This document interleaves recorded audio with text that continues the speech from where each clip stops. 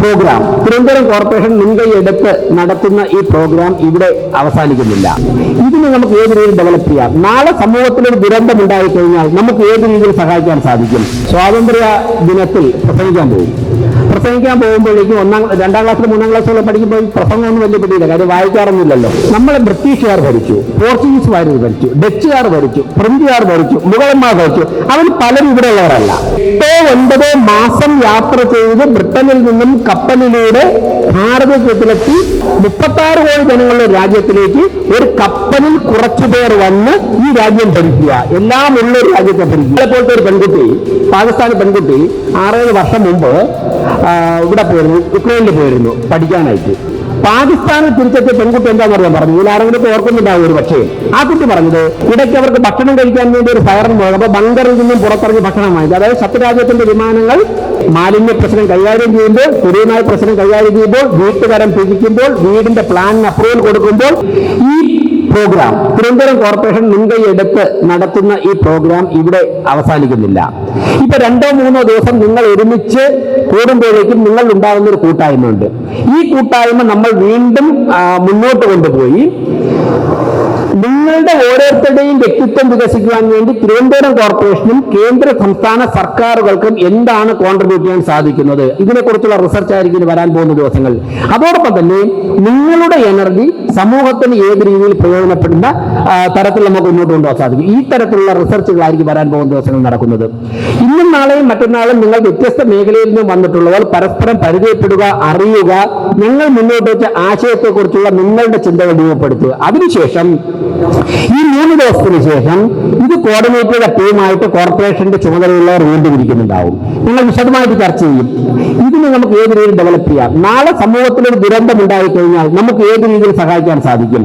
നാളെ സമൂഹത്തിന്റെ ആവശ്യം വന്നു കഴിഞ്ഞാൽ ഏത് രീതിയിൽ സഹായിക്കാൻ സാധിക്കും? ഇപ്പൊ ബഹുമാനപ്പെട്ട നരേന്ദ്രമോദിയുടെ നേതൃത്വത്തിലുള്ള ഗവൺമെന്റ് കഴിഞ്ഞ 10 വർഷമായി നമ്മുടെ രാജ്യത്തിന്റെ വളർച്ച മുന്നിൽ കണ്ടുകൊണ്ട് നിരവധി പദ്ധതികൾ പ്രയോജനം ചെയ്യുന്നുണ്ട്. പലതും സാധാരണക്കാരായ ആൾക്കാരിൽ എത്താറില്ല. ഈ പദ്ധതികൾ എങ്ങനെ നമുക്ക് സാധാരണക്കാരായ ജനങ്ങളിൽ എത്തിക്കാൻ സാധിക്കും? 2047 ഭാരതം ലോകത്തിന് നേതൃത്വം കൊടുക്കണം എന്ന് പറയുമ്പോഴേക്കും അതിൽ നമുക്ക് എന്ത് കോൺട്രിബ്യൂട്ട് ചെയ്യാൻ സാധിക്കും? ഇതിനെക്കുറിച്ചുള്ള കാര്യങ്ങൾ നമുക്ക് ആലോചിക്കേണ്ടതായിട്ടുണ്ട്, ചർച്ച ചെയ്യേണ്ടതായിട്ടുണ്ട്. ഞാൻ 2 കാര്യങ്ങൾ പറഞ്ഞുകൊണ്ട് ചുരുക്കുകയാണ്. ഒന്ന്, ഒരു കാര്യം നമ്മൾ മനസ്സിലാക്കുക. ഇപ്പോ ഞാൻ പല പ്രസംഗങ്ങളിലും പറയുന്ന ഒരു കാര്യമാണ്. പണ്ടൊക്കെ സ്വാതന്ത്ര്യ ദിനത്തിൽ പ്രസംഗിക്കാൻ പോകുമ്പോഴേക്കും 2ാം ക്ലാസ്സിൽ 3ാം ക്ലാസ്സിലോ പഠിക്കുമ്പോൾ പ്രസംഗമൊന്നും വലിയ പിടിയില്ല, കാര്യം വായിക്കാറൊന്നുമില്ലല്ലോ. അപ്പോൾ ആരെങ്കിലും എഴുതിത്തരും, അത് നമ്മൾ വായിക്കുകയാണ്. പലപ്പോഴും മറന്നുപോകും. അപ്പോഴൊക്കെ പറയുന്ന ഒരു വാക്കാണ്, സൂര്യൻ അസ്തമിക്കാത്ത സാമ്രാജ്യത്തിന്റെ കയ്യിൽ നിന്നാണ്, സൂര്യൻ അസ്തമിക്കാത്ത സാമ്രാജ്യത്തിന്റെ അധിപരുടെ കയ്യിൽ നിന്നാണ് നമ്മൾ സ്വാതന്ത്ര്യം നേടിയെടുത്തെന്ന് പറഞ്ഞുകൊണ്ടാണ് തുടങ്ങുന്നത്. അന്നൊന്നും സൂര്യൻ അസ്തമിക്കാത്ത സാമ്രാജ്യം എന്താണെന്നൊന്നും അറിയില്ല, ബ്രിട്ടീഷുകാരാണെന്നറിയാം. പിന്നീടാണ് മനസ്സിലായത് സൂര്യൻ അസ്തമിക്കാത്ത സാമ്രാജ്യം എന്ന് പറഞ്ഞാൽ അവരുടെ കൈവശമുള്ള ഒരു രാജ്യത്ത് സൂര്യൻ അസ്തമിക്കുമ്പോൾ മറ്റേ രാജ്യത്ത് സൂര്യൻ ഉദിച്ചിരിക്കും.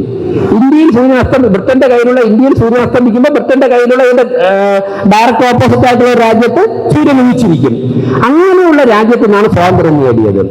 അതിനുശേഷം കുറെ കഴിഞ്ഞ് പൊതുപ്രവർത്തനമൊക്കെ ആരംഭിച്ചപ്പോഴേക്കും പലപ്പോഴും ചിന്തിച്ചു, നമ്മളെ ബ്രിട്ടീഷുകാർ ഭരിച്ചു, പോർച്ചുഗീസുകാർ ഭരിച്ചു, ഡച്ചുകാർ ഭരിച്ചു, ഫ്രഞ്ചുകാർ ഭരിച്ചു, മുഗളന്മാർ ഭരിച്ചു. അവർ പലരും ഇവിടെയുള്ളവരല്ല. അവരൊക്കെ വന്നത് 10,000 കിലോമീറ്റർ അപ്പുറത്തുനിന്ന് മാസങ്ങളോളം യാത്ര ചെയ്താണ് ഇവിടെ വന്നത്. ഒന്ന് ആലോചിച്ച് നോക്കി. ഇപ്പൊ 12 മണിക്കൂർ ലണ്ടനിലെത്താൻ അന്ന് 8-10 മാസം കപ്പലിലൂടെ യാത്ര ചെയ്താലേ ബ്രിട്ടനിൽ നിന്ന് ഇന്ത്യയിലെത്തുകയുള്ളൂ. ഇന്ന് ഒരു വിമാനത്തിൽ 12 മണിക്കൂർ യാത്ര. അപ്പൊ അന്ന് വളരെ ബുദ്ധിമുട്ടാണ്. 8-9 മാസം യാത്ര ചെയ്ത് ബ്രിട്ടനിൽ നിന്നും കപ്പലിലൂടെ ഭാരതത്തിലെത്തി ഭാരതം ഭരിച്ചു. അവരെന്തിനാണ് എത്തുന്നത്? നമ്മുടെ നാടിനെക്കാളും ദരിദ്രനാരായണന്മാരുടെ ഒരു നാട്ടിലേക്ക് ഇത്രയും കഷ്ടപ്പെട്ട ആരെങ്കിലും പോകുമോ? അപ്പോൾ അന്ന് ബ്രിട്ടീഷുകാർ 9 മാസം കപ്പലിലൂടെ യാത്ര ചെയ്ത് ഭാരതത്തിൽ എത്താൻ വേണ്ടി ആഗ്രഹിച്ചിരുന്നെങ്കിൽ അവരുടെ രാജ്യത്തുണ്ടായിരുന്നതിനേക്കാൾ മെച്ചപ്പെട്ട എന്തൊക്കെയോ അന്ന് ഭാരതത്തിലുണ്ടായിരുന്നു. വർഷങ്ങൾക്ക് ഭാരതത്തിലുണ്ടായിരുന്നു. അതൊരു പക്ഷേ സ്വർണ്ണനാണയങ്ങളായിരിക്കാം, അല്ലെങ്കിൽ സുഗന്ധവ്യഞ്ജനങ്ങളായിരിക്കാം, അല്ലെങ്കിൽ അറിവായിരിക്കാം, അല്ലെങ്കിൽ സംസ്കാരമായിരിക്കാം. അത് നേടുവാൻ വേണ്ടിയാണ് അവർ അന്ന് വന്നതാരായിരുന്നു? ഒരു കപ്പൽ കുറച്ചു പേർ, അല്ലെങ്കിൽ 10 കപ്പൽ, അല്ലെങ്കിൽ 100 കപ്പലിൽ. അന്നത്തെ ജനസംഖ്യ, ഇന്ത്യയിലെ ജനസംഖ്യ എത്രയായിരുന്നു? 36 കോടി. ബ്രിട്ടനിലെ ജനസംഖ്യ 6 കോടി.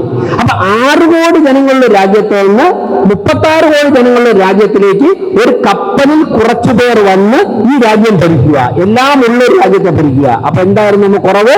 നമുക്ക് രാജ്യം എന്നുള്ള സങ്കല്പം, രാഷ്ട്രബോധം നമുക്കില്ലായിരുന്നു. അതുകൊണ്ടായിരുന്നു അവർക്ക് നമ്മളെ ഭരിക്കാൻ സാധിച്ചത്. ഇന്ന് സ്ഥിതി മാറിയിരിക്കുന്നു. എന്താ മാറിയിരിക്കുന്നത്? ഇപ്പോ യുദ്ധം നടന്നല്ലോ ഇറാനൊക്കെ ആയിട്ട്. യുദ്ധം നടന്നപ്പോഴേക്കും ഇറാന്റെ ഭരണാധികാരി എന്താ പറഞ്ഞത്?